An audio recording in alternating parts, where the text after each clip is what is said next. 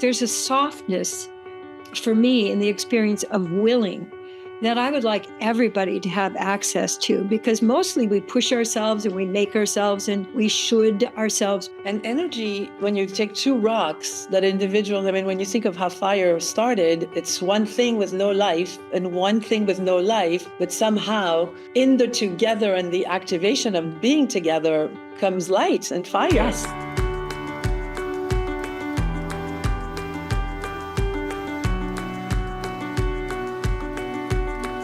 Well, hello, Katie. Hello, Soph.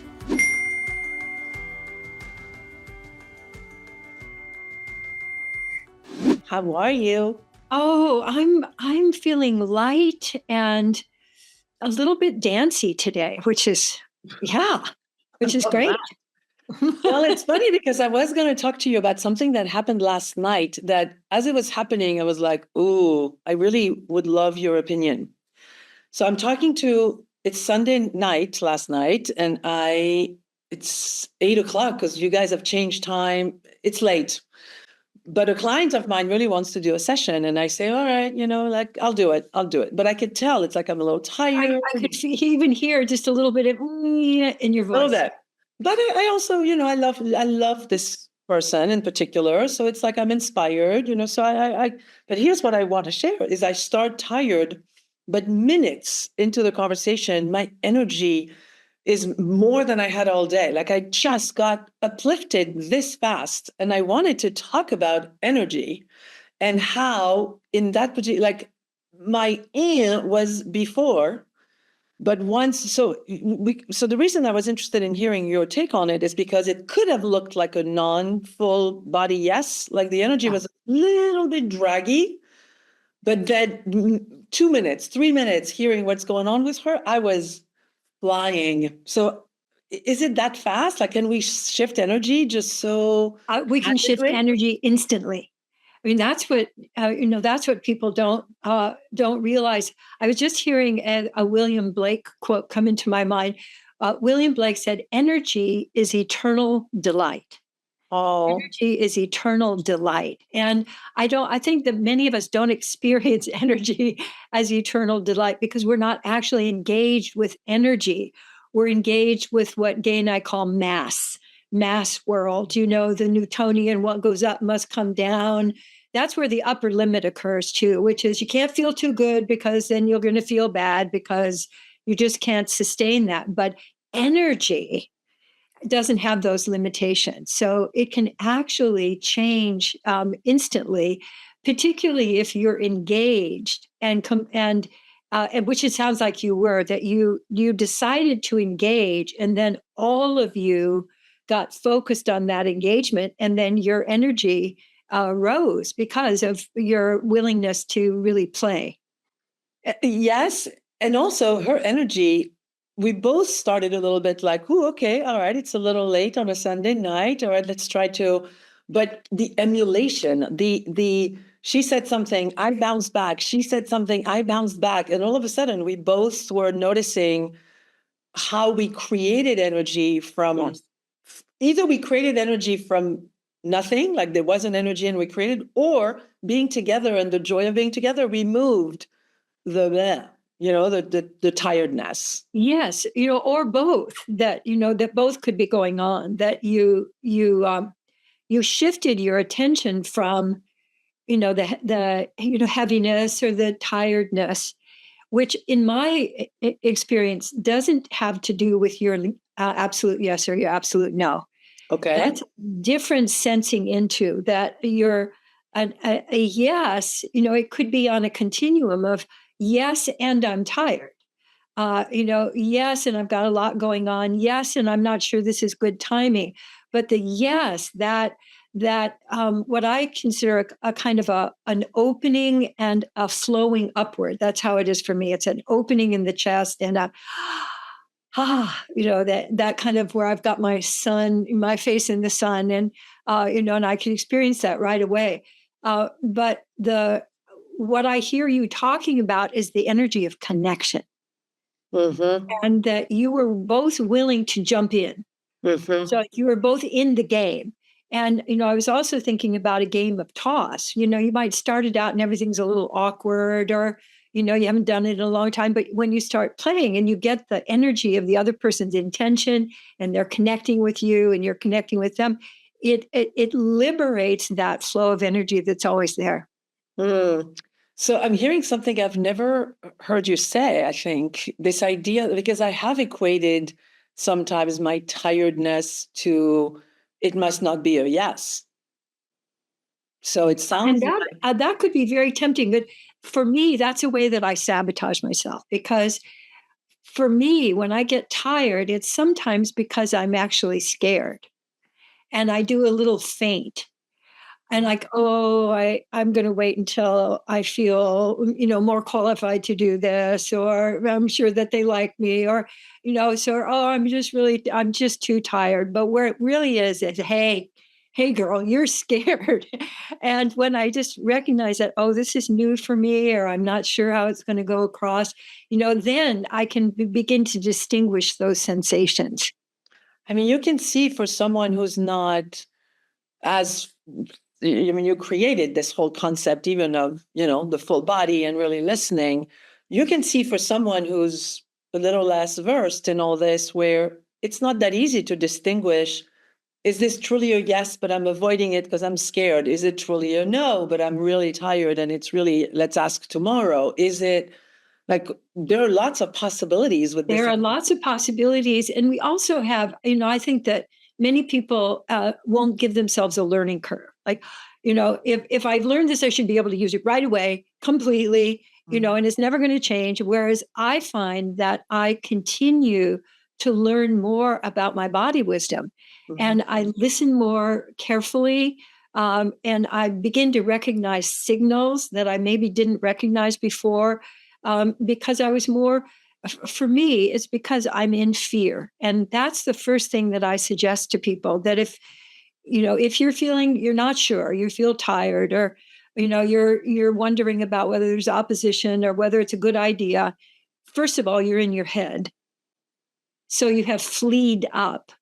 So, and that's a fear response. So I recommend when you're in doubt, that you let yourself, either do fear melters big time, or do fear melters just lightly, do a little oozing, or do a little wiggling, or, give yourself a love scoop, and notice if your energy shifts. And so I say, when in doubt, do fear melters, because they can't hurt you.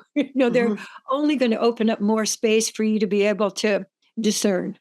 It's funny because as you were saying that, I was moving my body a little bit, and it felt like the pause of giving myself even a second to let my body Yes. feel into it, resetted. Like I felt like a reset. Like Yes. And that reset, that's so beautiful that you say that, because I think that the reset is something that we can generate for ourselves, even in the midst of, like, you might have had a really big day, and, lots going on, and big decisions or big emotions. But that reset is something that you can give yourself the pause. It's kind of it's the energy that gets liberated when we're not in freeze. And I think we don't realize how often we get in freeze, but we freeze our thoughts, or we freeze our responses, we freeze our breath, but that's a fear response. But when we do a little bit of wiggling, then the long horn, the of a pause really allows our whole body to kind of realign. that is so potent. Whoa, I feel like because what happened last night, particularly, is I rode on a certain energy that I called my willingness. Like, Yeah. but I was also okay not to show up 1,000%.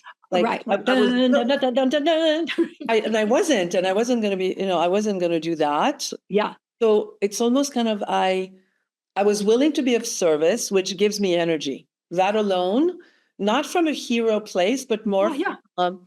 it's nice to be there for someone who also puts energy forward. Like she was tired too, so Right. she was putting wood. I was happy to put fire, it's like it was. Yes. Yes. But what was really the flow told me that I was in a full body yes, but it took a second. Like the onset may have been like, is it, or am I pushing, or what am I doing? But so quickly, the energy felt flowy that I knew. So it's almost like you can also do a postmortem with a situation like this and say, was it after all? Like, did I gain energy from being in it? And certainly I did. Like you and I often talk about how when we get together on a call, even if we have had a morning that's a little full, for lack of a better word, we also find ourselves in a rhythm where it's like, more joy, more creativity, more goodness. The energy of connection. No, the energy of genuine connection, which we call tossing, really being able to give and receive. And then that amplifies the energy and gives you more to play with. And I find that just a daily miracle. There was one thing I was hearing in your voice that I wanted to toss back to you about, your conversation with your friend. I was getting an image of just a little bit of a drag, like you almost as if you were dragging a leg, or Okay. you didn't have quite all of you in the same place. There was a little bit of a in your voice. Okay. And that might give you a doubt about whether you did have a whole body yes, because it often recurs as a bonk, like I'm all in. Mm-hmm. So when you're not all in, how do you make a decision about what you really want to do? That's what I'm asking. That's exactly what I'm asking. Yes. And your willingness, I think, is, you say, my willingness. But for me, when I teach seminars, that is a key experience that many people don't have. They don't know the difference between willingness and, well, I will do this because I said I was going to do it. And I sort of push myself, and it's effortful. But willingness is that opening. Like, okay, I'm willing. I don't know. I'm opening a door. I haven't quite gone through it yet, but I'm willing. And there's a softness for me in the experience of willing that I would like everybody to have access to, because mostly we push ourselves and we make ourselves and we should ourselves. But am I willing? And so your willingness, I think, was the portal, was the opening. You done for you to then experiment, and then also her willingness, rather than, okay, now we're going to do this, having an agenda, or being forceful or controlling. That mutual willingness is such an amplification of really magic, of the magic of connection and what we can discover together. And so I was just getting the image of two kids getting in the sandbox together. And you might be on the edge of the sandbox because you don't quite know what you're going to do, and it may be new, and there, all of the toys in the sandbox. But then as you're continuing to engage, then the path opens itself. It's not like you get on, okay, here's the path and here we go, but it allows you to step into the unknown with some skills under your belt so that you're not just flailing around. Wow. It reminds me, years ago, I was taking lessons with this golf pro. And for the record, I don't play golf at all. But I met this guy who was a masterful, he was like a martial arts of golf, which is kind of funny because as a way, he was kind of like Eeyore. He was like, like it had this energy of like kind of. You wouldn't expect. No. And then he would get to the ball and he would just like he would have an energy of like you were witnessing mastery. Yes. So it's pouring rain, and I go to take these lessons knowing that I'm never going to play on the course because I really don't care. But I really like this art of the swing. I like being in my hips, and I like the fact that he connects my hips with my heart. And if I'm with my arms, I'm in my ego, and just beautiful, beautiful language around all this. And so I go and I take lessons quite often.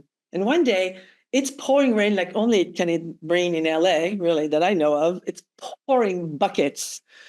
And I'm on my way, and he calls me and he says, well, everybody has canceled. I'm assuming you're not coming. And I'm like, no, I'm on my way. I'm definitely on my way. And he goes, oh, die hard. Okay, all right. Well, if you're there, I'll be there. I get there and it is really like I literally have the clothes I wear when I ski, like there's like major cover up going on because it's wet, really, really wet. I had the best lesson I have ever had, ever. It was which was funny because we were in the mud, like almost to the ankles, it was sweat so much, but somehow there was a magic. And when you said that, it just reminded me of this physical experience of when I'm willing to put my body to the learning, to the sharing, something happens that wouldn't have happened otherwise. That's just so beautifully expressed. I do think it's a miracle that we can create for ourselves over and over again. That what I saw you do was to get all in, but with openness. So not all in with an agenda. And I think that's where people trip themselves up. Either an unconscious agenda, like I know I'm going to really mess this up, and so, but I'll try. Which is not exactly willingness, but it feels imbued with curiosity. You're like, oh, I don't know, but I'm here. I'm going to experiment. And those are all elements of willingness, but they're also key elements of play, of genuine play. Is you don't have a plan. You're doing it for its own purpose. You're not going to play golf. You're doing it because you like the experience and what you're learning from that, and that's valuable to you. So and I also hear a presencing in that. So you're being in a way that most people don't let themselves. Because I have to know how it's going to come out before I'm going to get into it. How many lessons am I going to have before I can actually hit this damn ball? Yeah, no, it so was not that. Exactly. It's interesting how the word willingness is a little longer than the word will. And will has this like wrist. Exactly. We both kind of like grab the thing by the balls. And yeah. When willingness is more, because I mean, if I put myself back in that car with those buckets of water falling on me, I think there was an element of like, if I get there and it truly is a swimming pool, I'm okay not to do it. Like it wasn't a push. It was more, it's joyful. I knew I was learning something that was at the edge, of it. And I kind of wanted, like I was very playful. I was very childlike. Yes, exactly. So you're, I think that the biggest lesson for all of us right now in the world is being willing to step out into the unknown over and over again, rather than staying in the familiar, what I call the familiar miserable, but to step out into the unknown with the kind of, well, we'll see. That, and to me, when I try that on, the willingness has a kind of both readiness, but also easiness. Like you could go in any given direction. Years ago, there was a dance form called contact improv that you've experienced, I have experienced with you. And I was just thinking of it because what you're doing over and over again is taking yourself out of the zone of the familiar and into contact with somebody else where you don't have any idea where it's going to go. Yes. But the joy of discovering the form that wants to emerge is the big part of the fun. Wow. Yeah, I remember when we went to that evening together. It was so, and at the time, I was really heavy, particularly. And I remember being at that thing and thinking, I don't need to do a ballet 1, 2, 3. Like I could totally, like if you were to close your ears, you would think these people are not listening to the same music at all. They were just, people were doing this over there. These people were doing this over there. It was just but at the same time, there was a pulse to the, like it was beautiful to watch. It wasn't like, ballet dancing or whatever, but it was free form improvisation. And what I experience every time I do something like that is that there's a moment where everybody is in the beat. Yes. In other words, we're harmony. We're experiencing the same rhythm. And my sense is that that's an ancient need for humans, is to experience being in the rhythm with someone else. And I'm just coming back to your conversation with your friend, because you got in the rhythm with each other. And the rhythm itself is satisfying. And I think that's what people miss so much during the pandemic, because they didn't have the opportunity to do that interplay, the in-person interplay. And energy, when you take two rocks, that individual, I mean, when you think of how fire started, it's one thing with no life and one thing with no life, but somehow in the together and the activation of being together comes light and fire. Yes. Yes, over and over again. And also for me, the delight of discovery. It's not the same old. Like, you didn't have any idea what your conversation with your friend, where it was going to go. No. But it went into directions. It sounds like it was very satisfying and, and enlivening for both of you. Yeah. And by the end of it, there was no time, when sometimes you are tired and you're trying to get off the thing, and right. we could have kept, both of us, we could have kept going. I mean, at some point it was like 10 o'clock at night. I was just like, okay, maybe I'm going to wrap up my day. But it was from a place of having given and received, and energy was created or allowed. Energy, yes. I think you generated, it's funny, like you're rubbing rocks together, you're rubbing your energies together, and something emerges out of that, which is a creation. It's not a thing, that you could point to necessarily, but it is it's a very important creation that keeps the human enterprise moving. Instead of us just, eating and sleeping and going to bed and then, just yeah. The other thing that's beautiful with all this, I'm realizing, is this shift of consciousness, which, as I was talking about the golf thing, was more relevant to this one a little bit, but still, I've shifted like an athlete would go to practice, whether it's raining, whether it's not raining, and at the time, I didn't have a lot of friendship with my body. Yes. It wasn't a collaborative thing. My body was an enemy of sorts, because of so much weight and because I felt heavy and I felt, really not happy in my body. But I think it's moments like I'm in the car, it's pouring rain. And no one would say to me, oh, you should have gone. Most people would be like, of course you didn't go. It was pouring rain. Why would you want to go outside and go do something for 2 hours like that?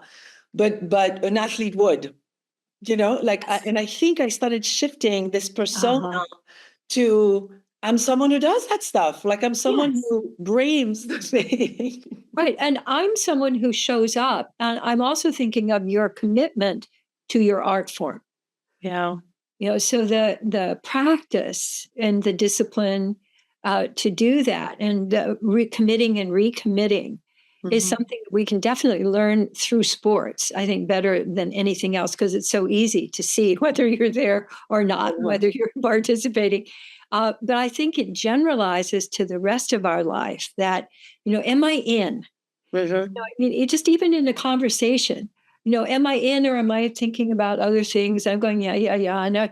And it absolutely makes a difference in the generation of energy that can be shared and that can be radiated out into the world, where you can become a source, a distributor, of energy rather than a consumer. But I love the elements of your playing with that. Yes, you have something. Well, no, I was just realizing that the very thing that people want, I don't think they see that they have it. Like, the generation came from, you know what I mean? It's like they show up. Like, I see sometimes people playing pickleball and they're sitting there and they're on the court and they're like pushing the ball. Like, it doesn't matter. It matters. If you're here doing it, do it like, otherwise, why are you doing it? Yeah, otherwise, get off the court. But it's like, and some other people, they've never played before, but they're giving of themselves. And therefore, they get something back that the one who doesn't show up because he doesn't think he's going to get the thing that he wants, but he doesn't see that if he gave himself to it, he would get it. It's such a crazy, right? We have that I've noticed it sometimes in relationship. Like, I remember being in a restaurant And there was this woman who was physically very beautiful, but there was something about her that was very cold and very whatever. And then there's this other woman, which one could say maybe not as pretty, not as whatever, some other reason, but she was so alive and she was so fun and she was talking to the person she was with and she was dynamic. And the other one was sitting with this guy who was on his phone, barely looked at her, and she wasn't initiating much fire herself. And so these two pretty people, but Uh-huh. zero They're fire. like statues in the restaurant. That's exactly right. Yeah. And I think that a lot our society encourages women to be like pretty statues.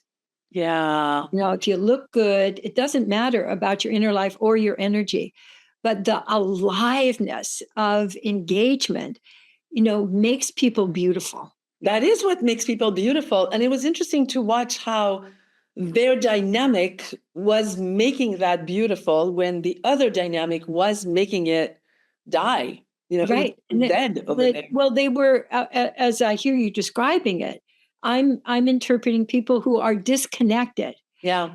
They look good, but like they could be statues, in No a life. museum, but there's no life in them. And generating life is really what you were talking about, what we were talking about earlier, of that willingness to enter into the playground Uh-huh. when you don't have any idea what's actually going to happen. Uh-huh.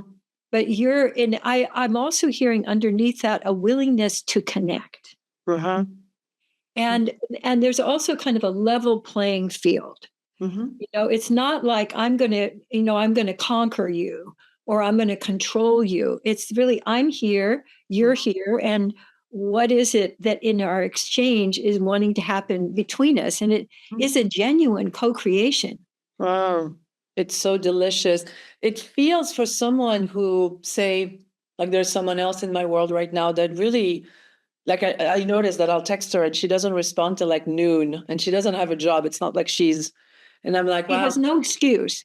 Well, it's more like, I know from what I've heard of her life, it's like she has very little energy. It's hard for her to start her day. And there's this, but it feels to me like it's almost kind of the more she does that, the less energy she has. But then to say to her, just get out of bed, that's not right. Like that's not the direction, for me to be guiding either. So I'm wondering, how do you awaken in someone? Maybe there's a scarcity issue, like I don't have energy, as if I can't. I don't have enough energy. Yes. I have to save it up. I Yes. can't use If I give it to this moment, then I'm not going to have any more. When it's just the Right. opposite. It's the opposite. It's in the giving of it that you regenerate. Yes, it really is like opening. If you have a well and the well is capped, then the water is scarce. But if you uncap the well and let it flow, it flows. It flows, and the more it flows, the more it flows. And I was just imagining your friend client who couldn't get out of bed. The first thing I would ask is, are you willing?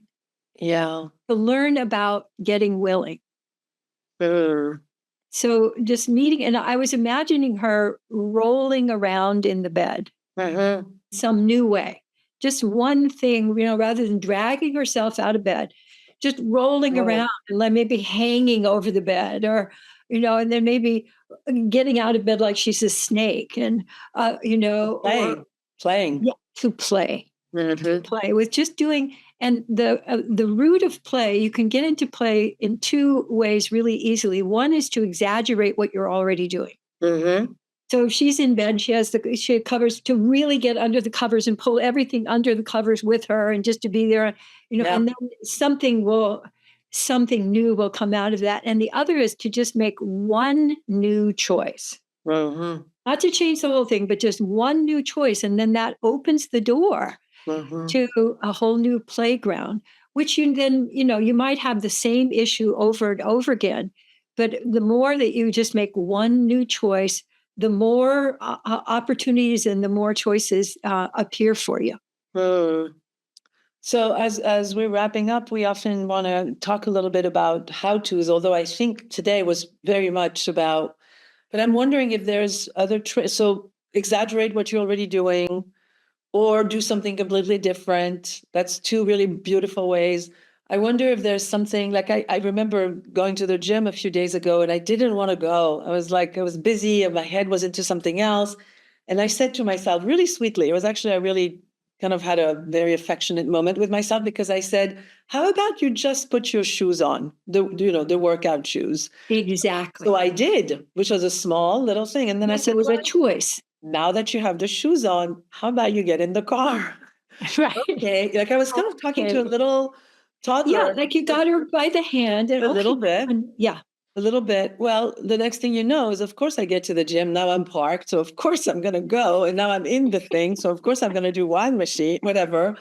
And so there was this, maybe this visual is a bit of an accompanying ourselves, like almost like talking to ourselves. I know, I see that you don't really want to go to the gym, but you know how you've never gone to the gym and not afterwards really loved that you went, right? They're like almost kind of for maybe truly A walking little bit of a out. pep talk. A little bit of a pep talk, maybe. Yeah, but, Yeah. which is fine. What I get, I was remembering when my son was very little, and we would be going somewhere, and he was just learning to walk, and we'd be going from the apartment out to the car, Mhm. which I learned to take, if I had a time deadline, I learned to add on at least 10 minutes Yeah. Well, yeah. for the getting to the car Yeah. because we Yeah. go off over here and go You off don't here know how and to I go off walk. over here, and now we're going so very gently back to the path Yeah. is what I'm hearing you describing, and Yeah. but befriending it like, oh, isn't that, oh, I see, that's so fascinating, and let's We are come on our way to the car. Mhm. back. And so it allows for the play and the direction, and just a little bit more planning on my part. But when I would override that and say, no, we've got to get to the car, Well, it then, wasn't fun for anybody. no, that's the worst to like have expectations on toddlers. You're the one that's Exactly. And doing. so I don't think we allow ourselves to be toddlers, Mhm. as like to have that kind of, okay, yeah, I know you're a little grumpy this morning. Mhm. Yeah, you're feeling grumpy. Okay. And that presencing Mhm. with ourselves, Mhm. with kindness. you know. Kindness. That is really, maybe that is a good place for us to bring it home. I think all of it that we do would be really beautiful if we were able, like, even if we just add, like, if I find myself a little harsh, just be like, how could I be a little kinder right now? Like, I'm Yeah. a good person. Like, I don't need to, there's no need to be, You don't need to beat yourself up. no, it's like expect, like having the benefit of the doubt that I am really truly doing my best and have that for myself, I think is a really good flavor for the week. I do too. I Everyone. think that it's a delicious flavor for us to celebrate as we're finishing up this. Conversation. Thank you. This was really beautiful. Thank you. Thank you. Thank you. I'm having beautiful thoughts about you, and I'm having beautiful thoughts about me. Yeah. Well, we generated that together. I mean, that is how we do our conversations. We always That's how enter. we do our conversations, and now people get a little bit more of a peek into how that happens. I love you. I'll see you next week. With you.